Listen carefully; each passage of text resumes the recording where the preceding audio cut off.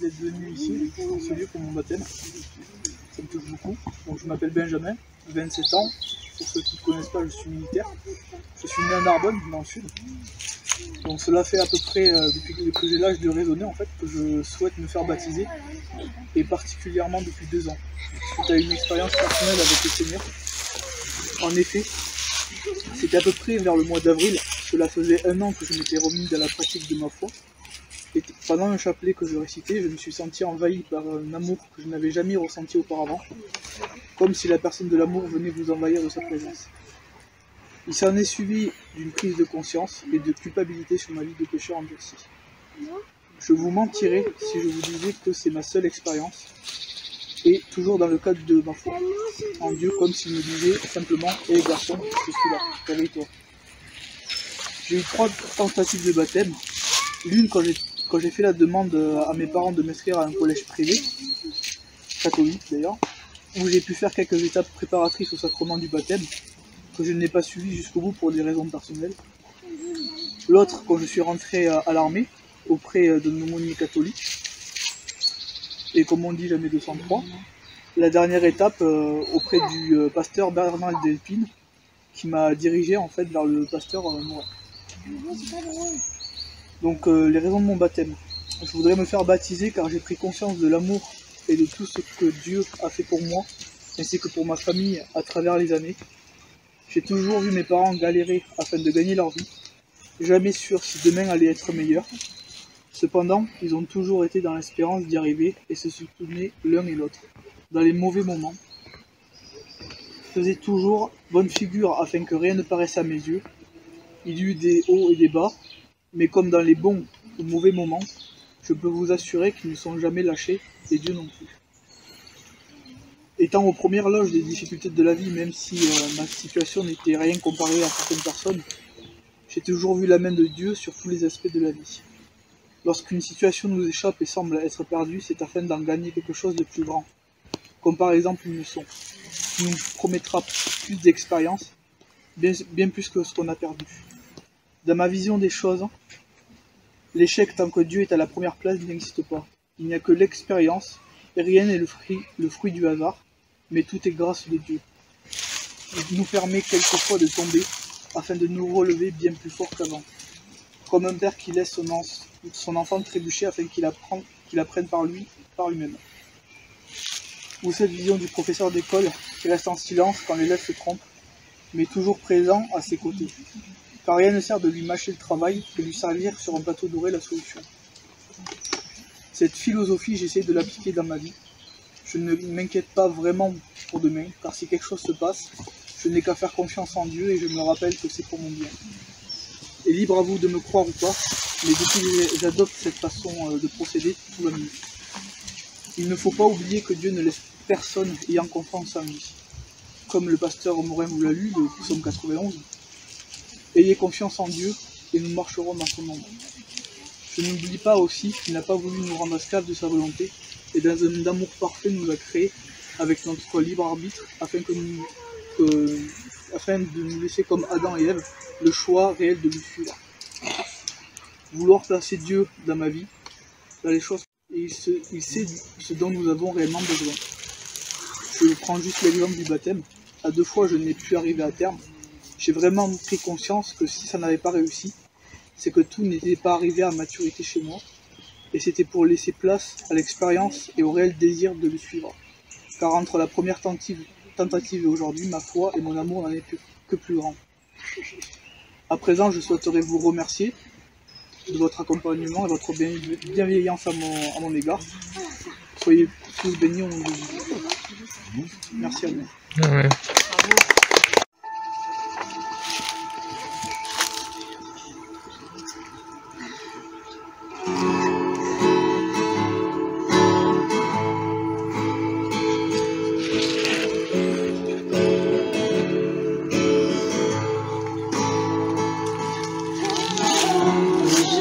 créa l'univers. Bien avant l'esprit qui planait sur la terre. Bien avant que tu me formes de la poussière.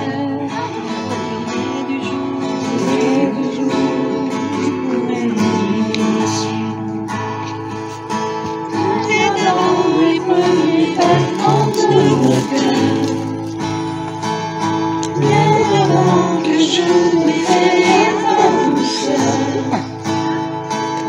Bien avant mes doutes, mes joies et mes douleurs.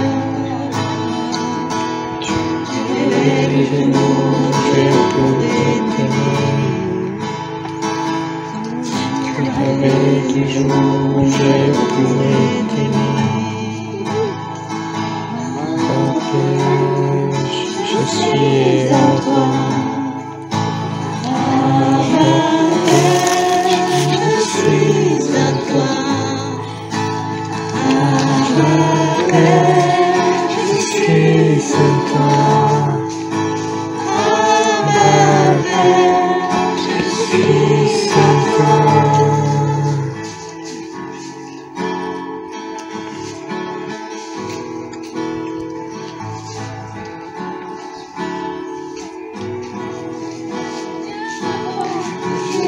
Marche sur la terre.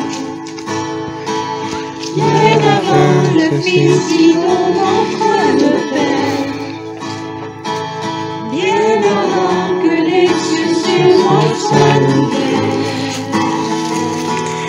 Tu réveilles les jours, tu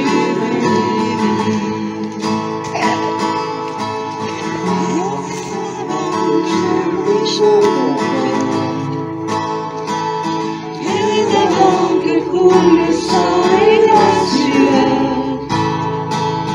Bien avant d'éclore le froid et la douleur. Tu réveilles du jour, je pourrais t'aimer. Tu réveilles du jour, je pourrais t'aimer. Je suis à toi. Je suis à toi. Je suis à toi. Je suis à toi.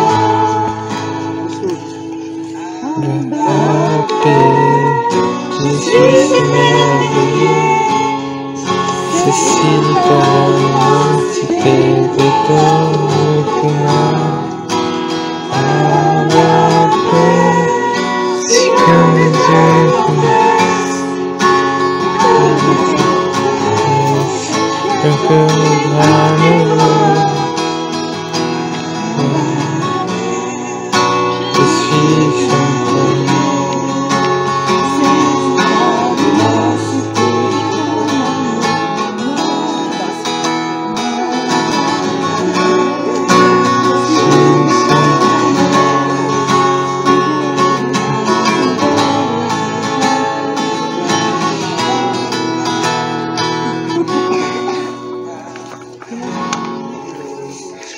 sans toi.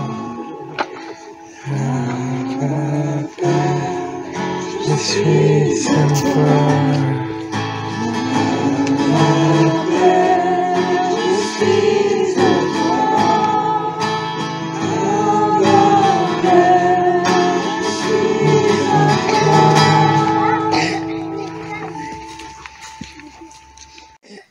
Et ne trouvant qu'une mince couche de terre, ils levèrent rapidement parce que la terre n'était pas profonde. Mais quand le soleil fut monté haut dans le ciel, les petits plants furent brûlés, et comme ils n'avaient pas vraiment pris racine, ils séchèrent. D'autres grains tombèrent parmi les ronces.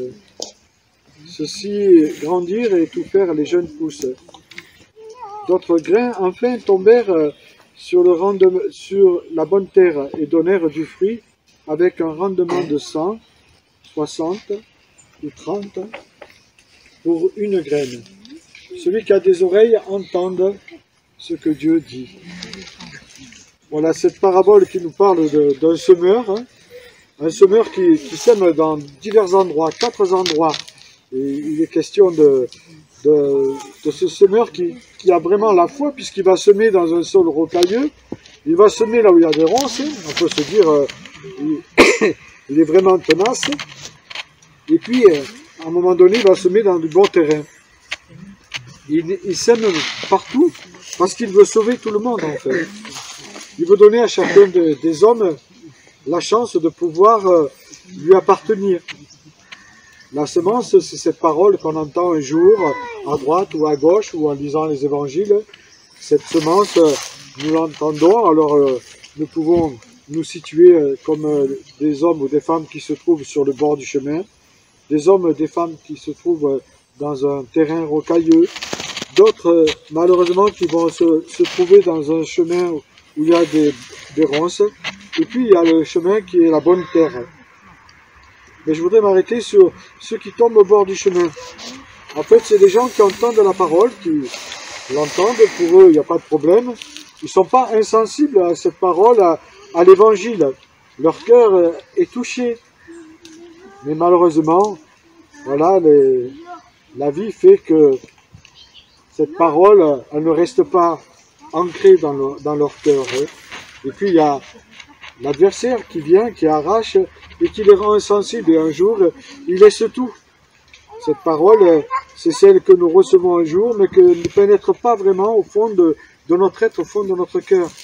Vous savez, Jésus, quand il dit « Je suis le chemin, la vérité et la vie » dans Jean 14, 6, il parle d'une rencontre qu'on peut faire avec lui personnellement. Chacun de nous, nous pouvons rencontrer Christ. Et on peut être tout petit comme très âgé et rencontrer le Christ. Il s'agit d'un cœur qui veut recevoir. Alors peut-être qu'on se dit, ben moi je n'ai pas besoin de Dieu pour vivre. Ça c'est vrai, on peut vivre sans Dieu.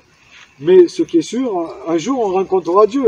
Et Dieu il nous dit qu'il nous parle une fois, il nous parle 2 fois, mais après nous le rencontrons comme quelqu'un qui va nous juger si nous l'avons refusé. Il parle aussi de ce sol rocailleux. Alors ce sont ceux qui acceptent Jésus avec joie au début. Ils sont tout contents, tout euphoriques, tout pleins de flammes. Hein. Ils courent, on va dire.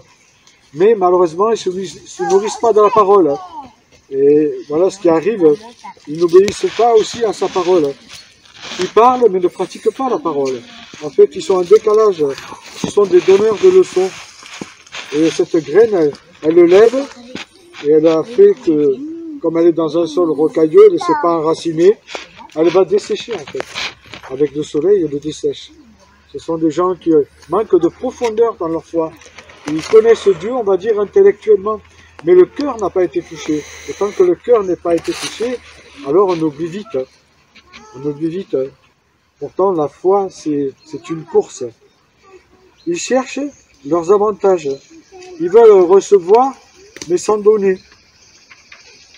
Ils sont versatiles, un peu comme, vous savez, le peuple d'Israël. Le peuple d'Israël, quand Jésus est rentré à Jérusalem, tout le monde l'a acclamé. Il y avait les enfants, les vieillards, les jeunes et les moins jeunes. Ils criaient tous « Hosanna, Hosanna », ça veut dire « Sauve-nous, viens nous sauver, viens nous sauver, on a besoin de toi ». Et puis dès qu'ils ont vu que Jésus ne voulait pas prendre les armes, tout de suite alors, ça s'est transformé en crucifix-le. Crucifix-le. On voit comme l'homme peut être assez rapidement versatile. Tout ou tard, on doit la quitter. Et moi, je veux la quitter en m'étant préparé à rencontrer Dieu. Et je vous invite à le faire, parce que Dieu, on peut le rencontrer comme ami, hein, qui va nous inviter à sa table, comme il est dit, ou alors comme quelqu'un qui va nous juger parce qu'on l'aura rejeté consciemment.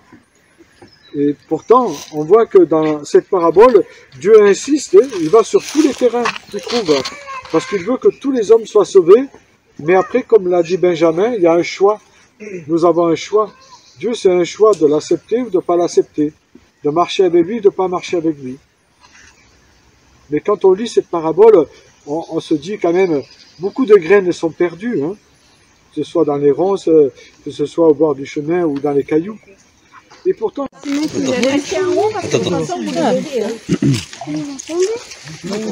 Mamie, c'est le moment d'apprendre à nager. T'as dit que tu savais pas nager. Aïe aïe aïe. C'est froid là. D'abord, si on les laisse rentrer, et après, voilà. Il y a du coup. Main dans la main. Qu'est-ce que c'est beau. Oh. on va te laisser un peu.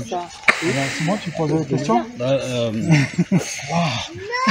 Benjamin, est-ce que tu crois que Jésus est le Fils de Dieu? Oui. Est-ce que tu crois qu'il est mort pour toi sur la croix pour tes péchés? Oui, je crois.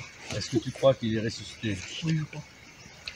Alors on te baptise au nom du Père, du Fils et du Saint-Esprit. Donne-nous la porte.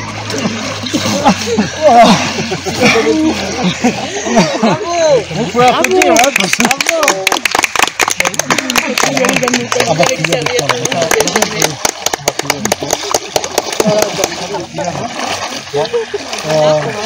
On va se mettre là, on va prier.